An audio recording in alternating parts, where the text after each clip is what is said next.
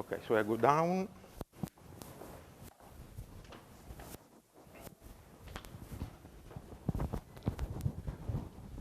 So probably we should start from the physics point, right?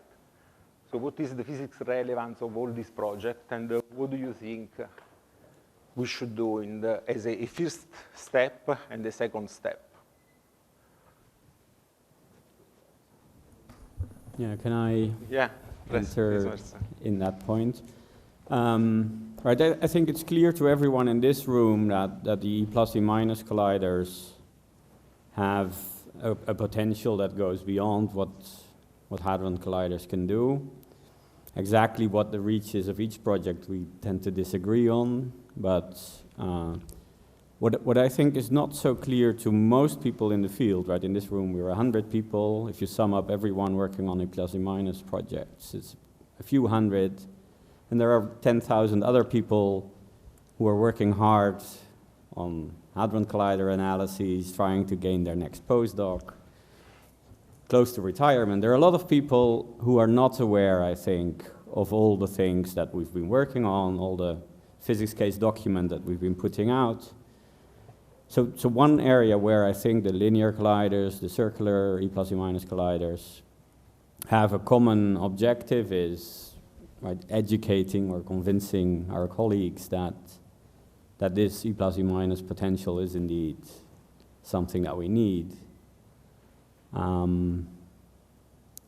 It's interesting to see how we set that up in practice. Right? There has been a lot of infighting. We're a bit like the Italian left-wing parties, right? and you know how that ends up in practice. I agree. If we do too much of the internal competition, I think there's a real risk that we get a project that none of us wants. Daniela, do you want to comment on this?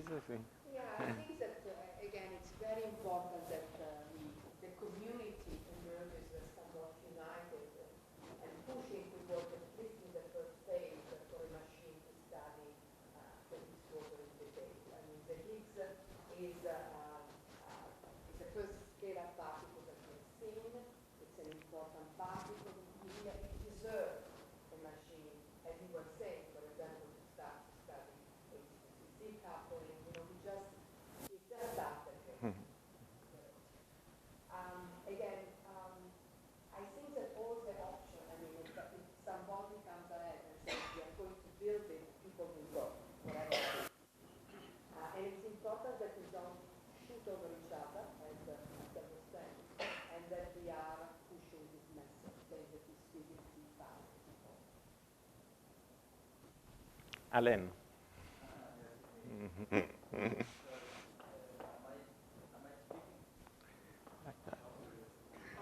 Push this. Yeah, you have to push. That's right. Okay, this works now. Okay. Okay, so well, the reason I'm here is to transmit a message which is maybe a bit new. Is that CERN is taking the FCCE very seriously. Okay, that may have changed a little bit, and the reasons for it may be the cost estimate for HELHC, or the enormous difficulties that machine comprises, or the realization that HELHC basically shoots FCC dead. But whatever the reason is, I think this is getting more and more clear that this is the best and maybe the only option for CERN. So I think that's a background point for which I'm here. The second point for which I'm here is it's absolutely wonderful to see people actually working and having new ideas and new things and applying, you know, their knowledge from the LHC, from other places, from low energy experiments, etc., onto a new project. I think this is washing off the heaviness of tradition from us who have been working at LEP and just repeating the same things better. Of course, we did it very well, so we will do it very, very well for the next circular machines, but it's good to have new ideas which just change the way we think about how to do the physics with this machine and how to do that machine. So that's also my pleasure, not just my duty to be here. Now, concerning the physics, I think they have a slight different viewpoint. When you look at the present scope, the present landscape of physics, and you are not coming from the LHC, because I'm doing neutrino physics, you have different vision. The question is not the TV scale. What is the scale of new physics? We don't know what the scale of new physics is. It's anywhere. We're talking about neutrinos, for instance. Right-handed neutrinos can be milli-electron volts up to basically the grand unification scale. The chance of finding something in the energy range that we're looking at is a few percent. Okay, if you just take flatly expanding from equal probability with scale, we have a few percent chance of finding something, but there must be something. So it's a completely different paradigm than machines that were there to discover what was happening with the electroweak symmetry breaking, where it had to be before TeV. Now, that does not exist anymore. We have a very open field of questions. Dark matter can be anywhere from axions to very heavy things. There's no particular reason. We were told it should be found around 100 GeV. Well, we didn't find it. Now we're told we should be finding WIMPs at 1 TeV.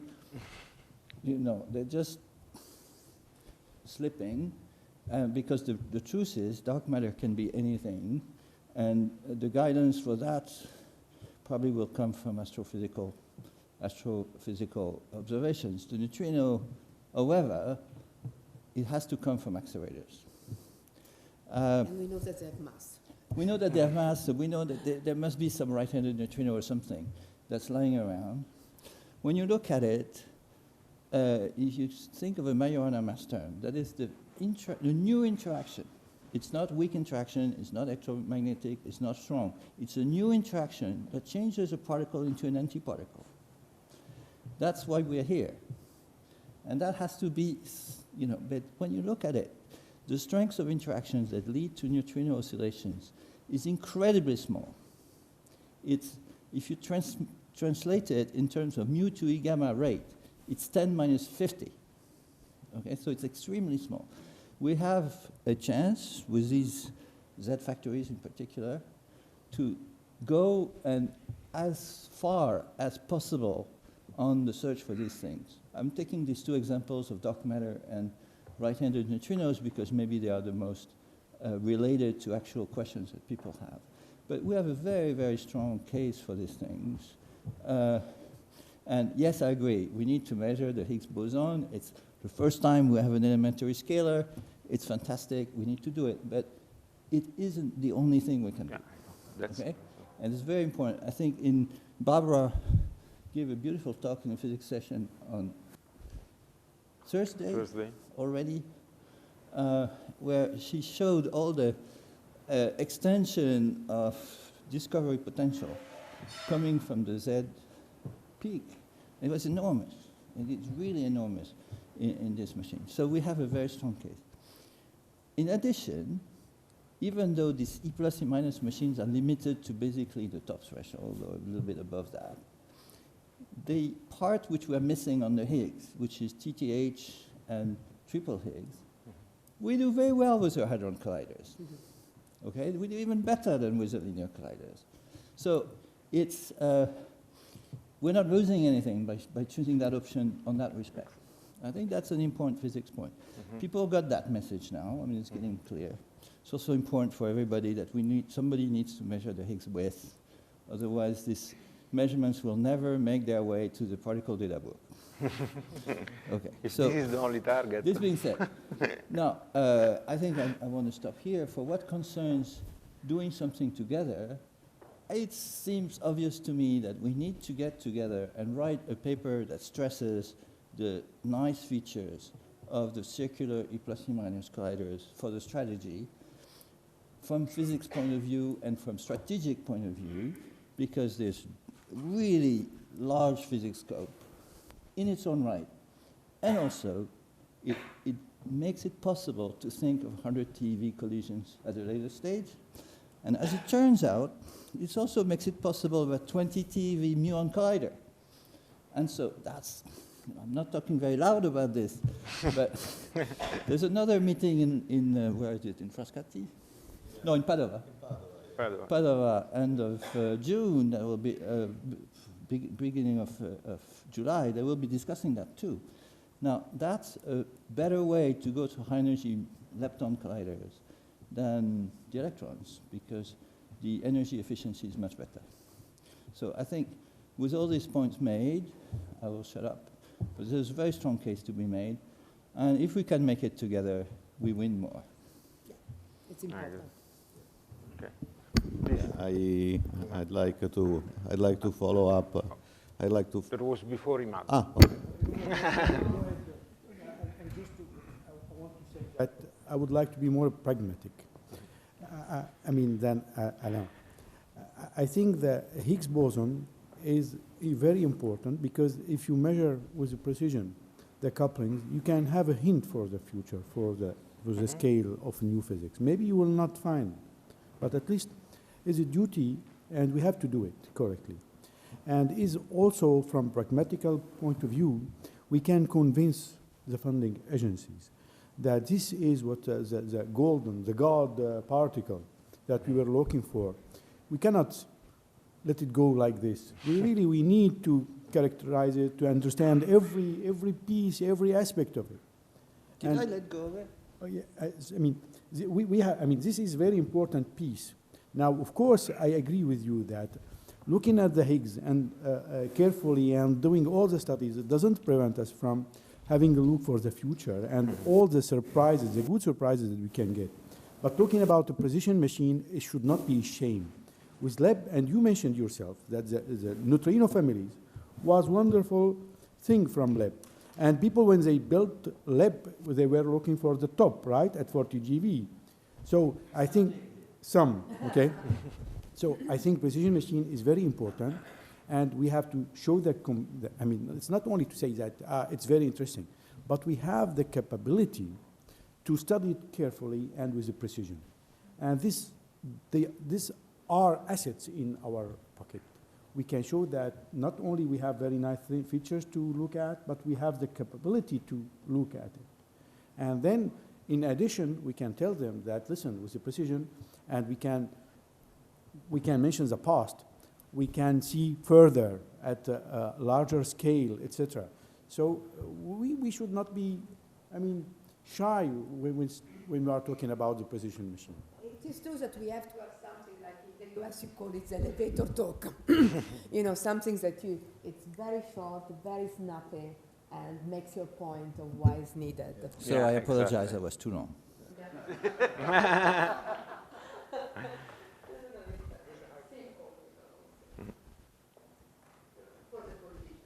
Not for us. Well, I'd like to say that I was very glad to hear the message that Alain has delivered, because it was not obvious at all that CERN was seriously considering as a real option the plus-minus circular collider in the, let's say, in the past months, up to the past months. Still, nothing is decided yet, and unfortunately, maybe this decision may also come rather late. So, I think that operationally, it is very important that in the inputs for the European strategy, there is a clear message coming from all of the countries saying that a circular E plus, E minus machine is very important next step for our field. And, and I think that one could be generic in the definition of that machine. That machine could be anywhere in the world as far as I am concerned. But that machine is important, and it is important that the message comes from many sources. Not only, if only Italy pushes in that direction, it's not good. We have to try to work with our funding agencies, with our members in the European strategy committees, so that that message goes through. Okay, so I would like to understand if that can be a problem in some of the countries, but but certainly that is something that should happen. The other thing that I want to touch on is that the decisions, it's possible that in spite of all of these, even if the European strategy recognizes that any plasma machine is important, maybe the decision on when to do it may well be delayed, because this is what we hear every time we go to an FCC week. We are not going to decide anything. And then 4 years later they say, well, it's too early to decide anything. Okay? so at some point we need a decision. And however, it is understandable that for some potential future options, you wait because you don't have the technology available yet.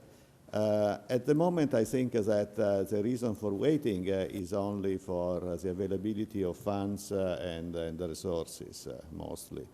Because the nice thing about these circular colliders is that the technology exists now. It's just a matter of funding it, finding the people that build it, and get the project going. So there is nothing that prevents us from anticipating the decision relative to what we always hear during the FCC weeks.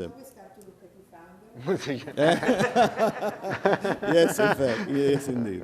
I think it will be the next. I'd like to say that since, in any case, this decision may take some time to happen, I think as a community it's important that it works together. And we have tried with this workshop to build some bridges. But we have many communities that are all interested in this E plus E minus physics and that have worked for many years on the associated detectors. So I think we should continue and strengthen this collaboration and communication between us until a decision is made. Then, of course, we'll have to work on wherever it is. Okay. Everyone wants to hear your report now. Well, I agree with almost all what you said before. It is for the reason you just mentioned, that the Higgs is so important that the next step would be much better if we start from the Higgs instead of, say, much more aggressive proton colliders.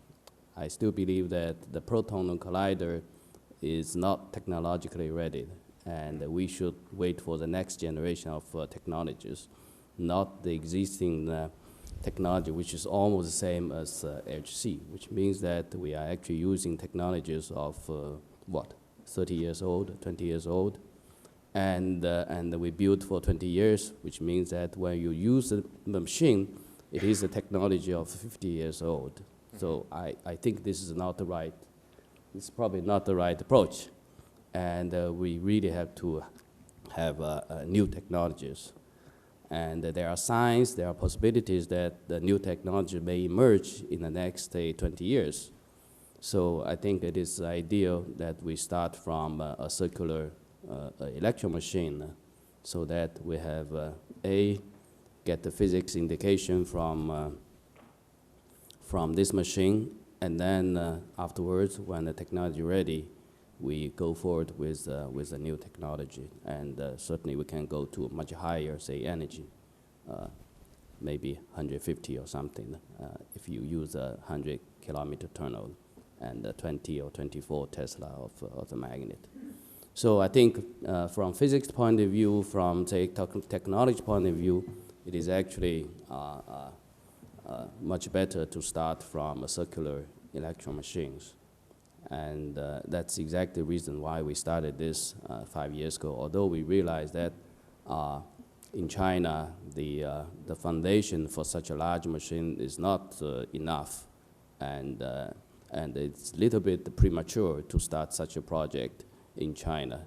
But still, we think that's an opportunity, and if we push for 10, 15 years, we may get it. And if the whole world realize the importance and realize the rightness of this approach, and we should be able to get help from the whole community. And now I think we are actually in a very important point, and the European is trying to build up this new strategy, and it is actually our opportunity to give enough input to the community. As just mentioned, I think not everybody realize this, and particularly for those who are working on ATA CMS or these hardware machines, they have all their daily work piled up. They probably not really looking at what's going on, because they know that they still have, say, close to 20 years to work on the HC, so they don't look at the future, probably. So I think it is actually our duty to try to make everybody heard our voice, and try to give the community enough our reasoning so that we can get enough attention. In the end, the world needs one electron machine. So if CERN decide to build electron machine first, instead of the proton machine as people have been talking about up to now, we are happy to see that kind of progress, and we're happy to collaborate. I think in the world, nice. We do need an electron machine first. This is a very nice statement, I have to say. I think it's not trivial. It was not trivial at all. So we need input not only from China, because we got invitation to give input to the European Strategy Committee of our view on the CPC, SPPC, and so on. But I think that's certainly not enough, because we don't want to be viewed by people that this is just a Chinese machine that you want to build it. And we do want to have enough European community to give this input. It doesn't matter you support FCCE or you support the CPC, but I think enough support or input about this electron machine is extremely important. It is very critical the next 6-7 months. So we can discuss whether we want to have one input combined with, say, Chinese, Europeans, Japanese, or whatever, or we want to have, say, individual input. I think it doesn't matter, but we need to give this input. So at least I think Europe has to be coordinated somehow to write this input to the strategy, the community.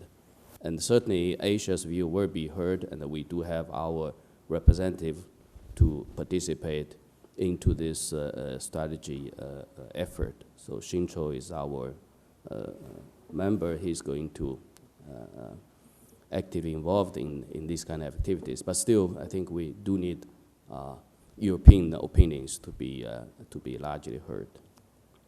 Thank you. Okay, thanks.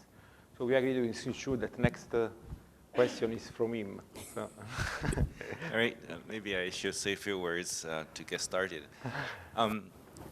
Prior to the discovery of the Higgs on July 4th, 2013, the world was well conceived as one hadron collider, the LGC, and hopefully was on the way to discover the Higgs, then the linear collider, and which hopefully will study very in detail the Higgs and all the way to TeV and anything along with it. So it seems to be a lepton machine is playing the role of doing precision measurement. So that sort of thinking was deep rooted in our community. And then almost in parallel, carrying the momentum was the American P5 conclusion, European strategy on particle physics, and not knowing to the outside, China was also planning big apparatus and so on and so forth. And so they really, in the P5, there was circular machine mentioned, but only on the energy frontier, mainly a PP machine. The European strategy was not paying enough attention, perhaps, to the plus or minus circular option, and in that way. Do we want this to continue to totally ignore the circular option? In other words, how can we actually work realistically to, because we have worked for 5 years since those documents that we know a lot about the pros and cons of the linear and circular and the technology, so on and so forth. So how should we do to really update and do it right this time as far as the circular collider is concerned in the P5 next version, in the European strategy next version, perhaps in the Japanese version of their program, and maybe in Chinese. Chinese is also doing that for projects all the way to 2050. And I'm sure Yifang has played a very important role in this. How can we do as a community making sure that we really do it right this time? I do think that we have to keep in touch also with the American community, because before the P5 exercise, there was this very large snow mass that we did actually in Minnesota. Thousands of people. But it was really an enormous exercise, and I do think that if that exercise is done, and they are preparing to do it again. Okay, so I think that we should try to collaborate also with the US and get our input there. Maybe I say one thing. In 2012, when we proposed circular E plus E minus machines, the answer was, you don't have a design. You don't know that you can get that luminosity. Now we have it. That's a big difference. Okay, we have demonstrated the accelerator people, and you mentioned that CERN had put the Hadron Collider as a flagship for the FCC study. That is true, for various political reasons. But the number of people working on an electron machine at CERN, and in collaboration with the Novosibirsk and other places, Frascati, was quite large on the accelerator side, okay? Somewhat under the cover of the fact that this is the accelerator community and this is not a new business, okay? But they made an enormous, fantastic work to turn this sort of idea into something that you can build. And that's a big difference. That's what we have today we didn't have 5 years ago. Also, when I talked to Fabiola when she became director, or just before, she told me, don't put your hopes too high because there's enormous inertia in the community. And I think I had a Swiss strategy meeting a few weeks ago, and it was obvious that people are starting to realize that they have another 20 years of LHC to do, and they would like to think of something that comes a little bit before that.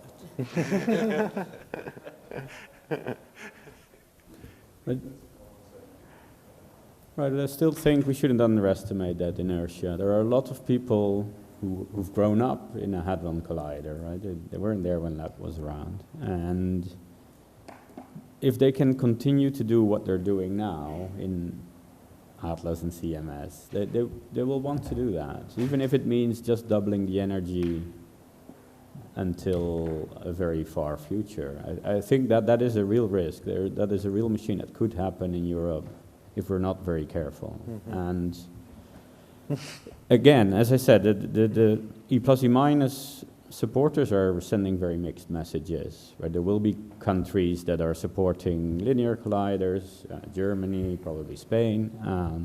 Other countries, even if you average over a large group of scientists, get a consensus in some other direction. So Italy is probably more favorable to a circular collider.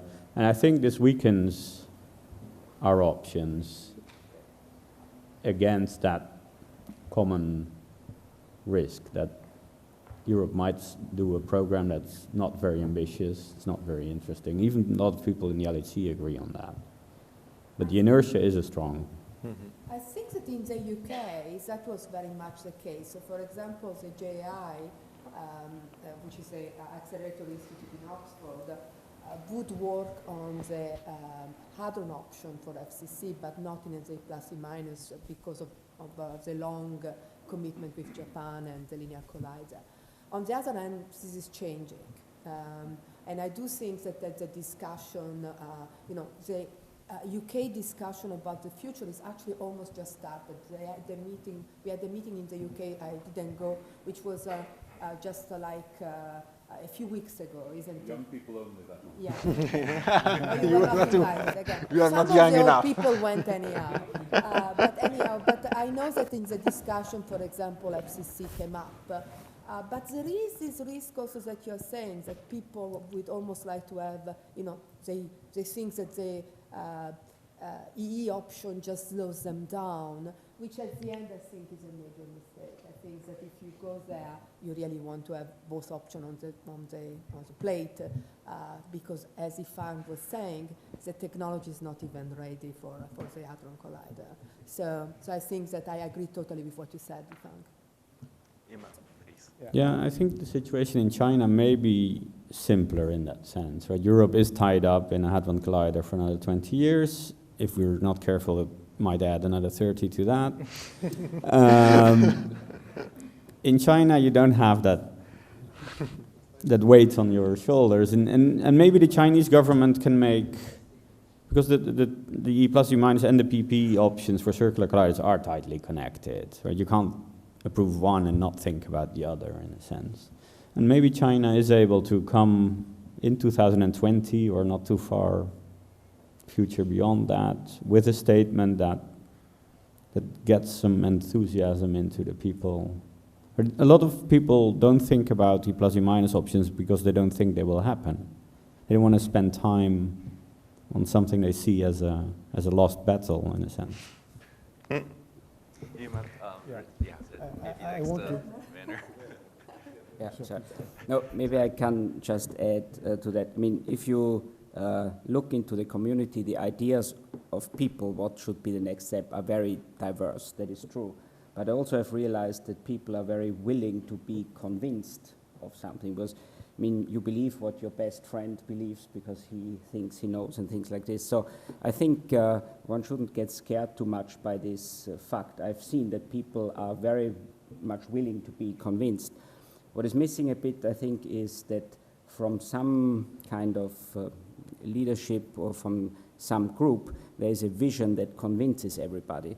People have individual arguments that they know from somewhere, but its opinions are very diverse, and there's no nucleus in any place to develop a vision. And I think once this vision develops, whatever it is, many people might be willing to follow.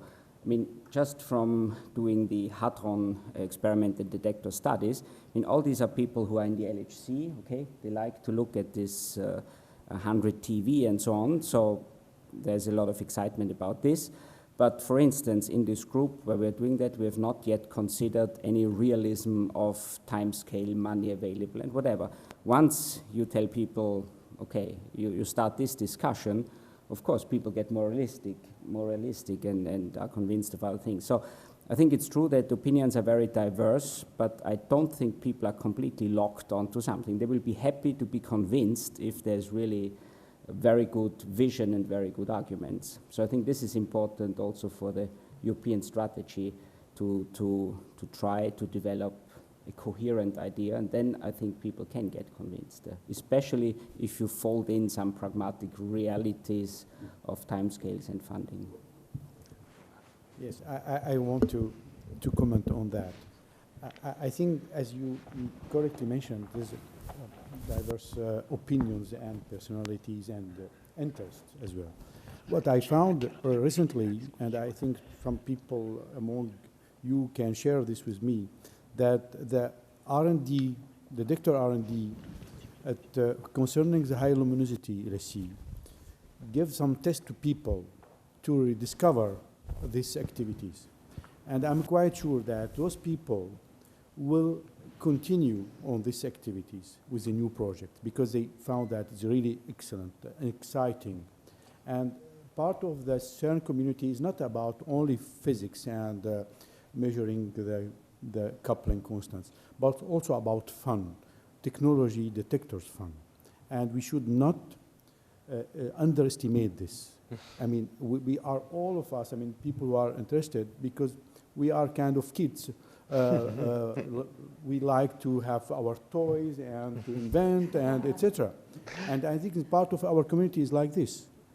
And to continue on this business, I would like to tell you that you can see me and Marcel, we are also involved in linear collider. And some people ask how we can be in both. I think both, we have advantages and some drawbacks.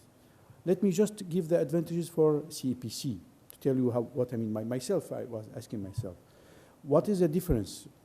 Of course, with the linear collider, it was mentioned by you, Josette, of course, we have the possibility in the future to go higher in energy, okay?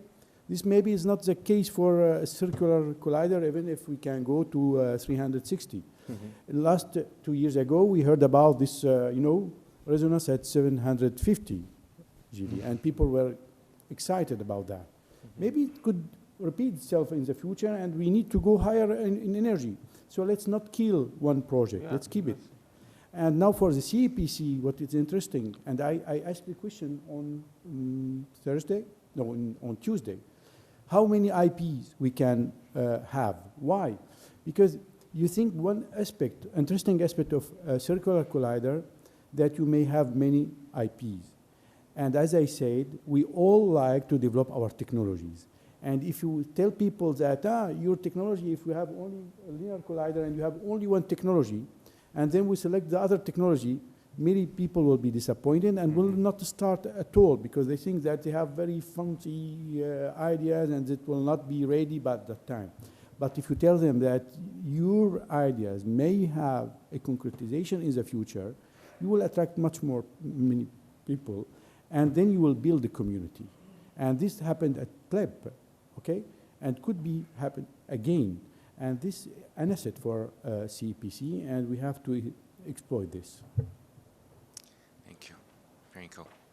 Yeah, you introduced an interesting topic, that of the R&D for the future machines.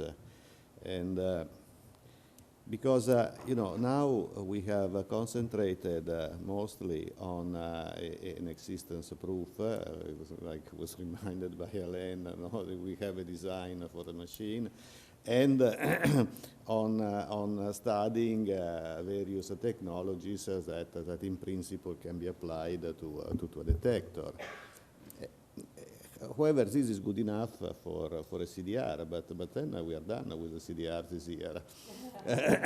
So what happens after that?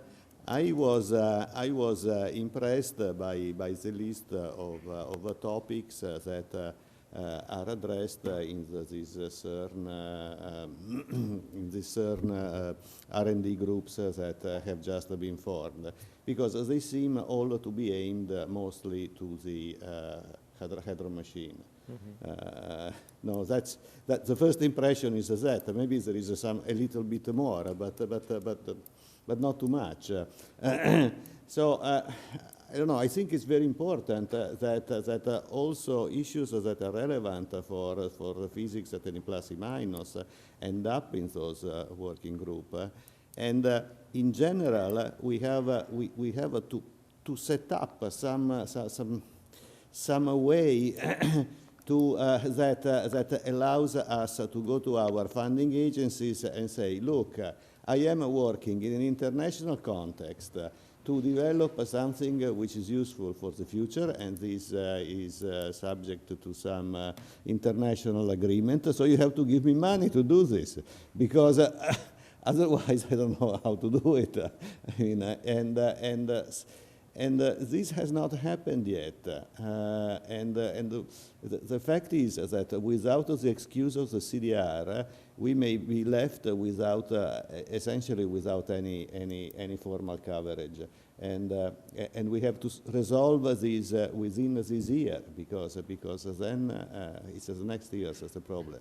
No, we have at least to think of something that at least gets us until the middle of 2020, when at least we'll see the recommendation of the European strategy. Then who knows what happens.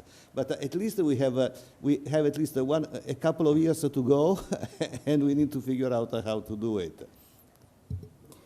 So maybe I can add a few things, because there was, I mean, it was very interesting to follow the detector discussions this week.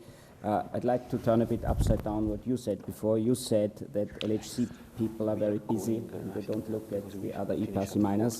I would say the CPC detector people are not looking enough at what is happening at LHC. I think there is lots of things that are happening in the context of the LHC that can be much more exploited. I think one danger on detector development is always if people try to go to the ultimate goal immediately and not being involved in the mainstream developments. You've seen, for instance, I mean, I just showed a few things from the ALICE development, that there were in the past many developments of tracker solutions for future colliders and so on, and the reality is that, for instance, this development for ALICE is now almost like a baseline for the other machines. So whenever you try to do too early the final thing, you will be even taken at the same time by the mainstream. And I really think it would be important, I mean, for the next 5 years, I think there's still a chance, if one is doing a strong participation in some of these LHC programs that have technologies that go in this direction, one can make a much bigger step than trying now to already doing the final design. Just to put a few numbers in context, for instance, at the CPC, okay, your collision rate at the C peak, you are on the order of 20 kilohertz, okay? That's the rate. Now, I mean, for ALICE, you have 50 kilohertz collision rate, but in lead, okay? This is not 20 tracks per collision. These are about 5,000 tracks per collision. There's also a TPC, there's a low mass tracker. So all these things that happen there have a direct application for these future detectors and trackers. So I really think it would be a big advantage to not try to separate these things. I think being involved in what is happening, one can gain much more. It would also help because, you see, as you said, people who are working on the existing experiments, I mean, they are up to here, so they have many ideas, but they cannot execute them. If there would be more people there that work maybe half on this and half of the future things, everybody can get more breathing space, and I think you get way more output than just trying to do things on the side. I think the scale of these developments on the LHC detector are quite big, so the steps are much bigger than trying to do the things on the side. So I really think there's a lot of chance of collaborations that are much more effective than trying to be on the side. Now, there's a principal point, I mean, also on the detector concept studies. Some years ago, I have made a discovery very close to, very similar tied to Moore's law. So with Moore's law, you know that computing power, every 14 months, you double the computing power. I've realized that the use of brain power to solve a problem is inversely proportional to the available computing power. So if you put it together, it's like we're getting exponentially more stupid. We know it very well. But what I have realized is, I mean, you all know it. You have, for instance, statistics problem. You could work it out. But you do a toy Monte Carlo, takes you 5 minutes, you have the answer, but you have not really gained a lot of insight. And I think we're making a big mistake with the detector development, that we always go to this full simulation mania where there's a lot of time and money spent. And in the end, people always think full simulation is the best possible way to get an answer. But the point is, what we put in the simulation is by far different from what we have. So if you do, for instance, a parametric simulation and you do a scan of the material to see the sensitivity, you know way more than the full simulation. And this is something where really we don't also do our youngsters a big favor. We give them these monster simulation tools, they run them, they have some results, and it's not really clear. And it takes forever, and it's expensive. Costs a lot of money, by the way, also. Yeah, if you just compare, for instance, I mean, at the high luminosity LHC, I mean, the proton collision rate will be 4 gigahertz, okay, and they're even piled up with 100 at a time, and you have 100 tracks per collision. That's way more than what you have at a future E plus E minus. But all the phase 2 studies, or most of the phase 2 studies for the tracker were done with this parametrized Delphis simulation, okay? And this is for a TDR of something that will be built in the next years. So to argue that for a future electron collider in many years you need full simulation, this just doesn't go together. I think even with very simple tools and so on, you can do a lot.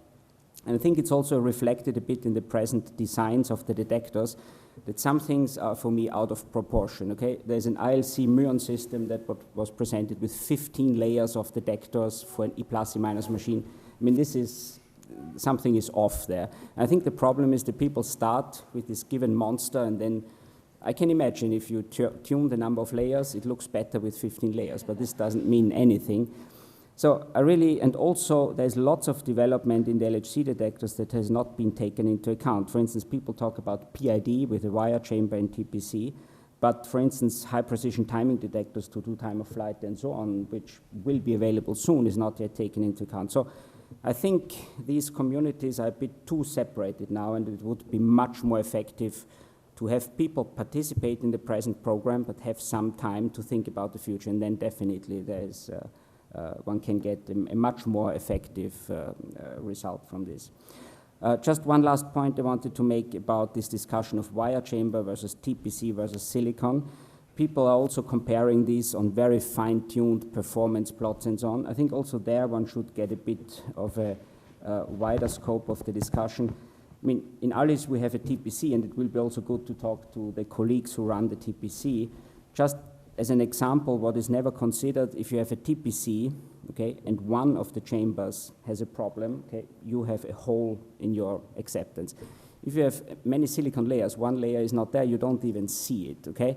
So these kind of considerations of reliability and these kind of things have to be taken more into account.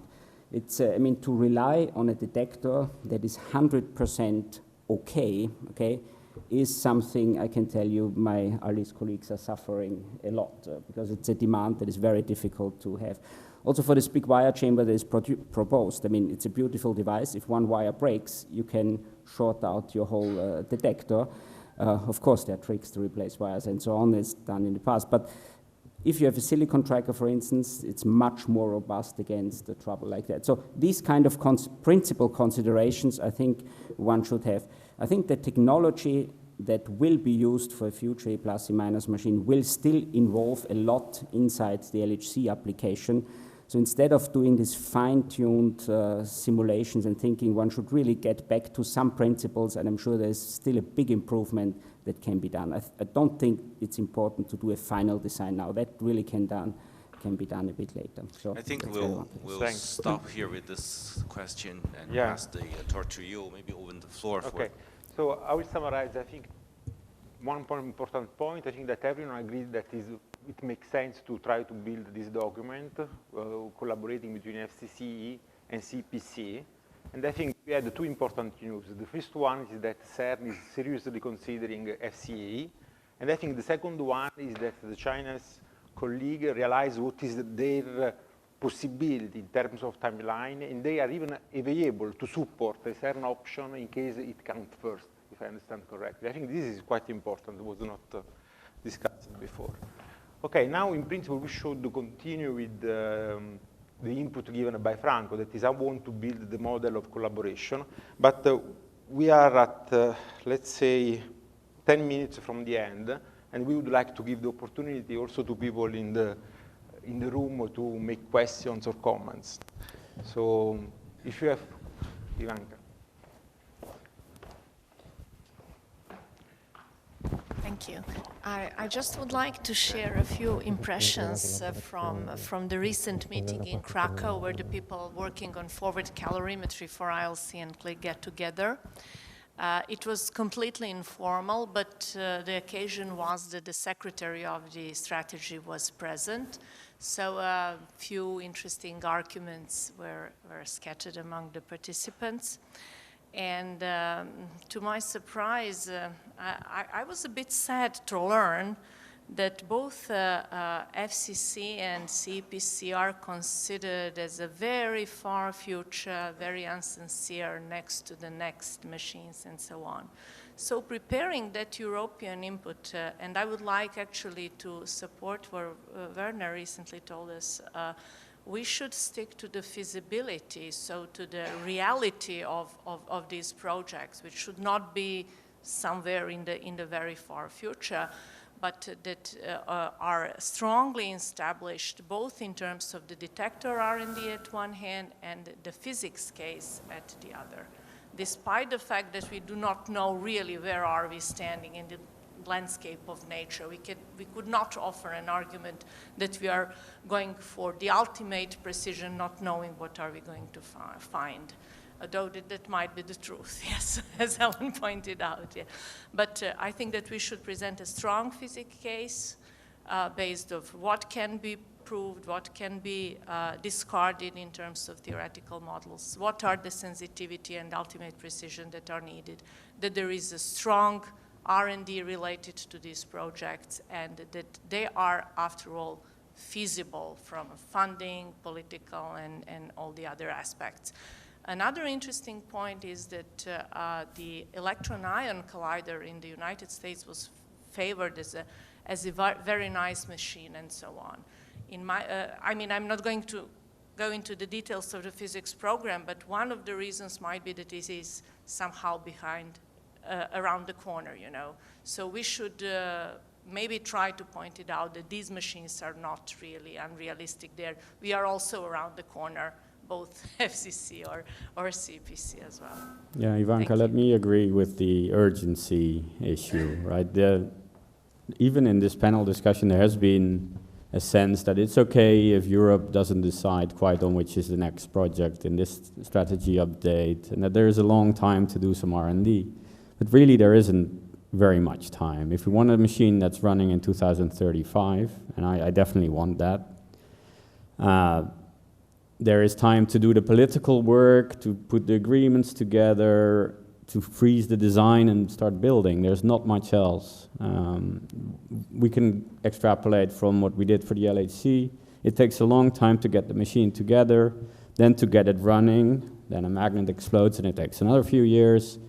Then it runs at a lower energy for a while, right? All these things take a lot of time. If we want physics output in 2035, to keep the papers and the PhD thesis coming, I think we need a decision now, and we need to go into production mode as quickly as we can. Other questions? Yeah, so this is also maybe another input that we want to send to the European strategy. Not only that we are interested in the plus and minus machine, that is feasible and all of that, but also that the time scale should be anticipated with respect to the current estimates, because it's possible, the technology is there, and we don't want to have a large gap between when you don't want to stretch LHC for an additional 10 years just because you are delaying unnecessarily an important decision. Maybe if all the countries would agree on that point, but it's important that Europe and China come up with decisions, and of course Japan is on that list, on a timescale that's compatible with starting physics in 2035. I think that's a point that at least we can agree on, and it's very important, and I don't think everyone realizes it fully. I think this has been raised several times in the review committees of the FCC, that indeed the electron machine could be done earlier, if one decides earlier. So that's absolutely what one should write down. We should decide as soon as possible so that we can prepare for it, and we can be ready, and people don't disappear. I think the situation in China is very different from Europe. We have a machine which is operational since 2008. And this machine can probably be operational until, say, 2025 or something, or a little earlier, a little later. But you cannot imagine that this machine can run until 2035. Right? There's no way. So we have been talking about what we can have in China. The next machine right now is this CPC, so it cannot wait too long.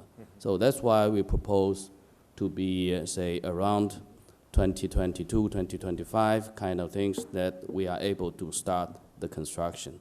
So then by the time 2030, say a little bit after the machine was turned down, we have a new machine. So I think we cannot wait for too long. Yeah. It's very different. That means starting to build a collaboration, going to the other point that Franco was discussing, how we go from CDR to TDR, right? There is a collaboration behind, in between, I guess. Yeah. I would also like to introduce what I think is an important point. The decision on doing this does not have to come the moment you can actually do it. If you have a financial profile that allows you to start in, to say, 2026, you can still profit from an early decision because that focuses the effort in the right direction. In any case, it will take a few years to get all of the collaborations organized and get the whole machinery going. So it's important to know where you're going. I mean, knowing the direction, even if you know that it's going to start later, is important. Maybe I may add, there's one opposite argument to that maybe goes even in the same direction. So to push too much on a decision now, okay, people disagree how possible and how wise this is. But still, if it's decided to do a certain direction, okay, and to prepare along these lines, okay, then you still might have it on this time scale, but you don't force a decision now, okay? You can say it will be decided only later, but if you continue the preparation in the view of making it really happen, then at least you don't lose the time of waiting. For instance, if you want to start digging an FCC tunnel, okay, the official procedure with the governments to even do that, it takes 10 years, okay?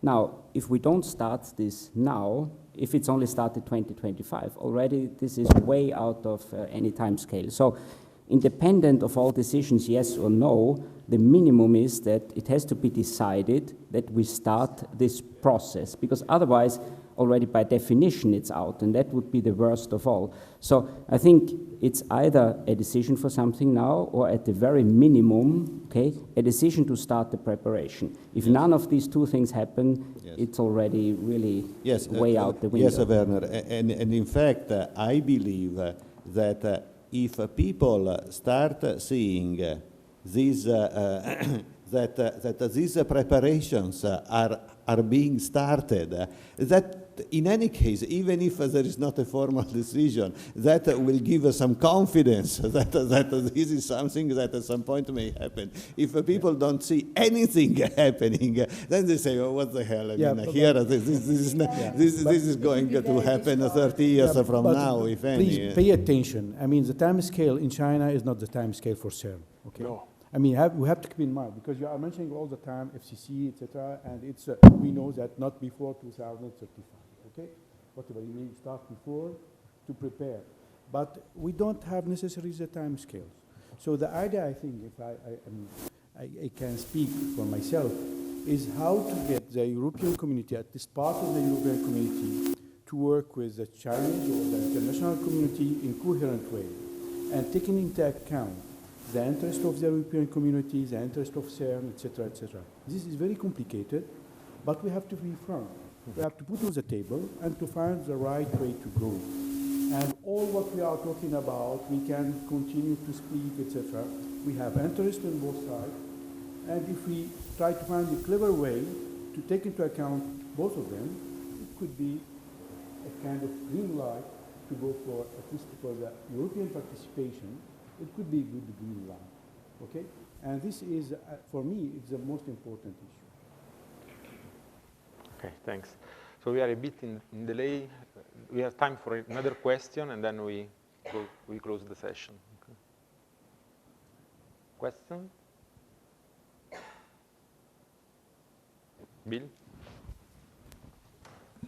So back at the last European strategy meeting in Krakow, there was a firm statement from the DOE that filling a 100-kilometer tunnel with old magnets was of absolutely no interest to them. Do we care?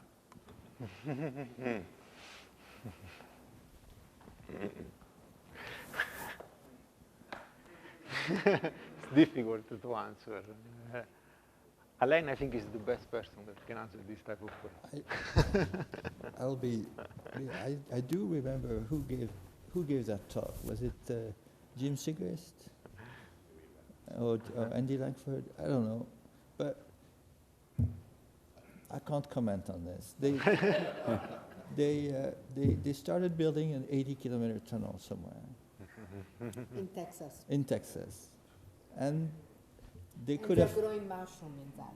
They're growing mushrooms. They could have put an electron machine in there.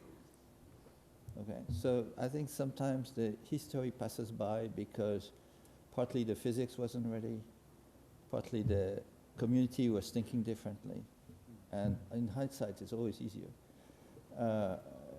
So I don't know what the US now is putting all their energy into the neutrino program. I don't think they will. I mean, the people that you want to get interested are the people who are working on Atlas and CMS and LHCb right now. These are not, you know, the Americans have no particular invested interest in what's happening at CERN. But there is also still the ILC community of the lab. Right, that's It's right. still That's there. very important and still very powerful, Very powerful, yeah. very influential.